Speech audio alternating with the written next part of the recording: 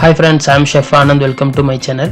இன்னைக்கு நம்ம பார்க்க போற வீடியோ மான் மீட்ல ஒரு பார்பிக்யூ பண்ண போறோம். ஸோ மான் கறி தான். அது வந்து இங்கே துபாயில் அவைலபிள் இருக்கு. இந்தியாவில் தான் பேன், அது வாங்க முடியாது. ஸோ துபாயில் உள்ள அந்த மான் மீட்டை வச்சு தான் ஒரு சின்ன பார்பிக்யூ போட போகிறோம். ஸோ இந்த மான் மீட் எப்படி இருக்கும், அதோடைய எப்படி சாஃப்டாக குக் பண்ணணும் அப்படின்னு ரொம்ப பேருக்கு தெரியாது. ஸோ அதுதான் இந்த வீடியோவில் பார்க்க போகிறோம்.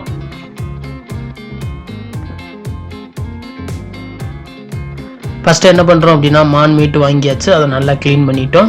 ஸோ அதை தண்ணி இல்லாமல் நல்லா ஸ்ட்ரெயின் பண்ணி எடுத்துட்டு, அதுக்கப்புறம் அதோட நம்மளோட இந்தியன் மசாலாஸ்னால இந்தியன் மசாலாஸ்லாம் போட்டு குக் பண்ண போகிறோம்.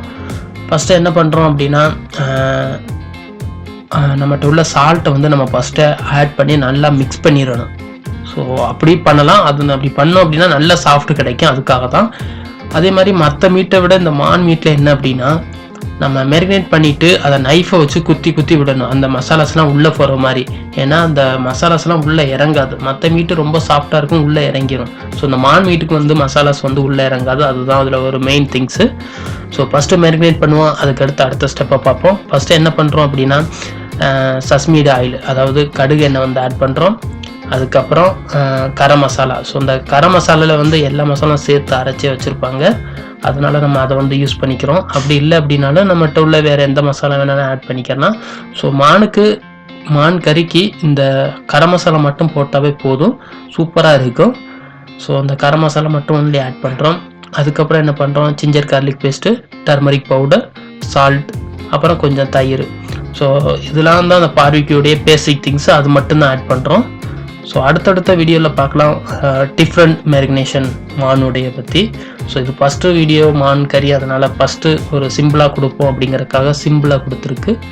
ஸோ இப்போ 1 by 1 எல்லாம் ஆட் பண்ணியாச்சு. ஒன்ஸ் நல்லா மேரினேட் பண்ணிவிட்டு அதுக்கப்புறம் நம்ம பார்பிக்யூல அந்த ஸ்டிக்கில் வந்து ஆட் பண்ண போகிறோம் 1 by 1.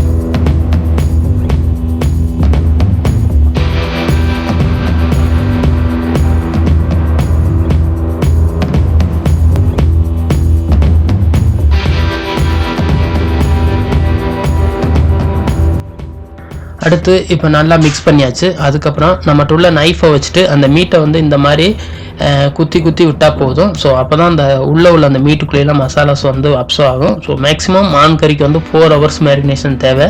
அப்படி பண்ணோம் அப்படின்னா ரொம்ப சாஃப்டாக இருக்கும். அதுக்காக தான். ஸோ இதனால் நான் ஒரு 4 hours முன்னாடியே மேரினேட் பண்ணி வச்சுட்டேன். அதே மாதிரி ஸ்கீவர்லேயுமே குத்தி வச்சாச்சு. ஸோ நமக்கு எப்போ தேவையோ அப்போ எடுத்து டைரெக்டாக நம்ம பார்பிக்யூ போட்டிக்கலாம். ஸோ இல்லை பார்பிக்யூ இல்லை நம்ம தோசை தவாலே பண்ணணும் அப்படின்னாலும் தோசை தவாலை வேணாலும் பண்ணலாம். ஸோ ரொம்ப ஃபாஸ்ட்டாகவே குக் ஆயிரும்.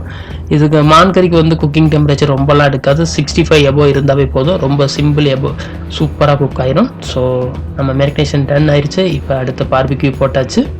ஸோ ஸ்லோ ஃபயரில் மெதுவாக குக் ஆகுது இந்தியன் மசாலாஸாக. ஸோ ரொம்ப டேஸ்ட்டாக இருக்கும். தேங்க்யூ ஸோ மச் ஃபார் வாட்சிங்.